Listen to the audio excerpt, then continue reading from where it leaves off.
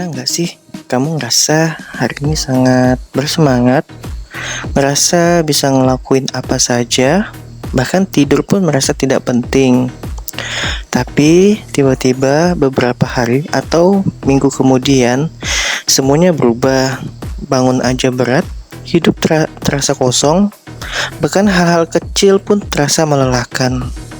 Itu bukan sekedar mood swing biasa. Biasanya itu adalah tanda-tanda dari gangguan bipolar. Bersama pria 1%, kita akan mengetahui lebih dalam tentang bipolar.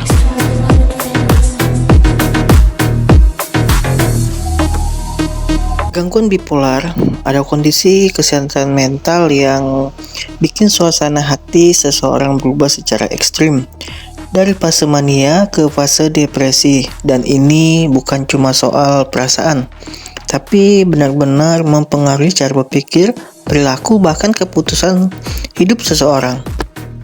Yang sering disalahpahami, banyak orang menganggap bipolar itu cuma labil atau lebay, padahal kenyataannya kondisi ini jauh lebih kompleks dan lebih serius. Di fase mania, seseorang bisa merasa sangat percaya diri, bicaranya cepat, punya banyak ide, bahkan kadang mengambil keputusan impulsif tanpa berpikir panjang.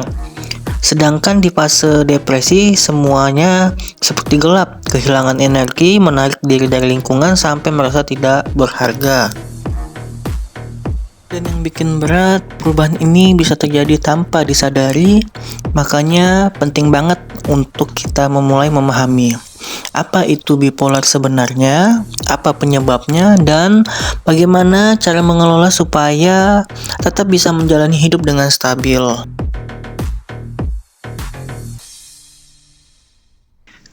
Bipolar adalah gangguan kesehatan mental seseorang yang menyebabkan perubahan suasana hati atau mood yang sangat ekstrim, dari sangat tinggi ke mania ke sangat rendah, yaitu depresi. Penjelasan sederhananya ya seperti ini, yaitu di fase mania biasanya dia sangat bersemangat untuk melakukan hal apapun dan merasa dirinya tidak mengenal lelah. Percaya dirinya tinggi, energi yang dia keluarkan berlebihan, sehingga fase ini seperti orang yang termotivasi akan sesuatu.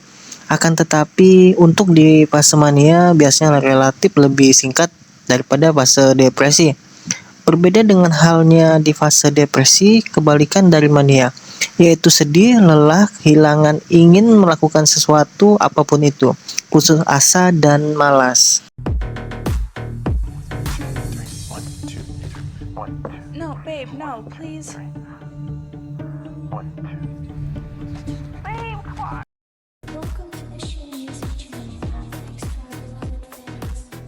Beberapa penyebab bipolar. 1. Faktor biologi.